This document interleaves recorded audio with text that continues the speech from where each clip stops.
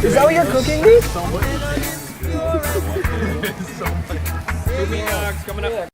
Let's go, boys. It's the Meatlock. You see the text. Back off another easy work, light work Meatlock victory from last 2 weeks ago. Mick Parkin kept the streak alive. That's 4 straight, Meat Boys, and we're obviously chilling in the green and planning on chilling there for a while. And we have a solid Meatlock dog dink doink in this one, Meat Boy. We got our boy Figgy jumping up to 135, taking on Rob Font. You might know him as Fabrant, and Fabrant recently has lost 3 of 4. His one loss was against Adrian Yanez, and that was a fight where he did look impressive. Performance of the night, easy work for him, but the other 3 losses before that were essentially non-competitive fights, all 3 of them. He lost basically every round in 3 unanimous decisions, and he ate a lot of damage in all of them, right? I especially think back to that Cheeto Vera fight where even though Rob Font outlanded Cheeto, maybe even 2-1 in that contest, Cheeto landed some heavy, brutal, devastating shots, and there was no doubt that he had won that fight when the judges' scorecards were being announced. So,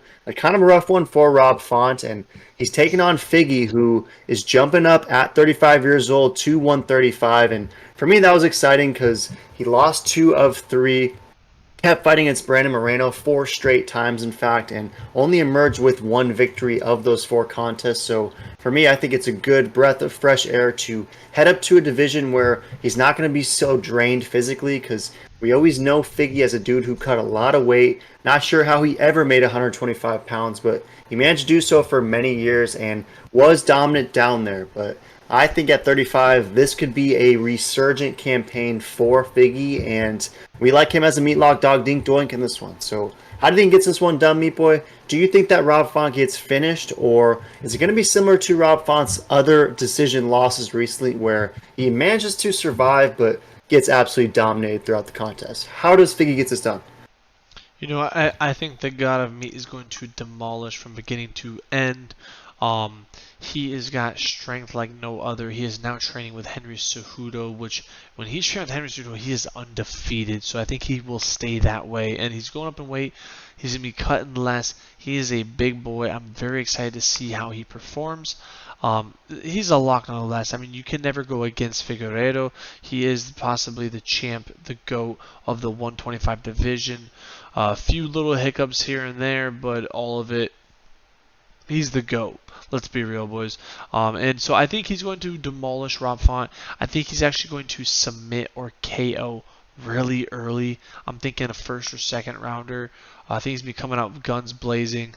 Henry is training this guy to be the next champ, to beat Sugar Sean, because Henry knows he cannot beat Sugar Sean, so he's training Figueiredo to be the one.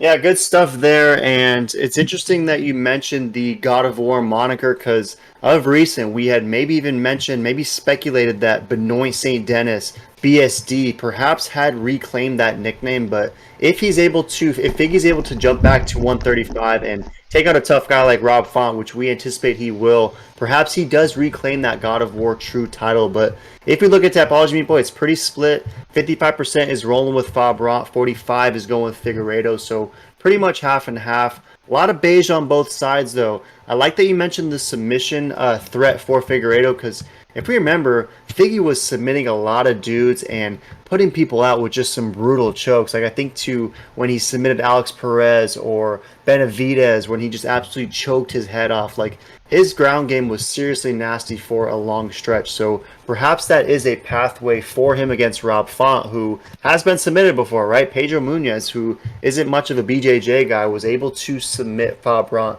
way back in 2017. So if Rob Font is losing, it's either by dominant decision L or getting submitted, and I see a world where perhaps Figgy can do either to him. So in this Meatlock, we're keeping it simple, throwing down an easy 100. It's going to net 124. Again, it's a dog dink doink, and should pick up our 5th Meatlock in a row. Easy light work for Figgy over Font, and you're going Figgy by finish, early or later?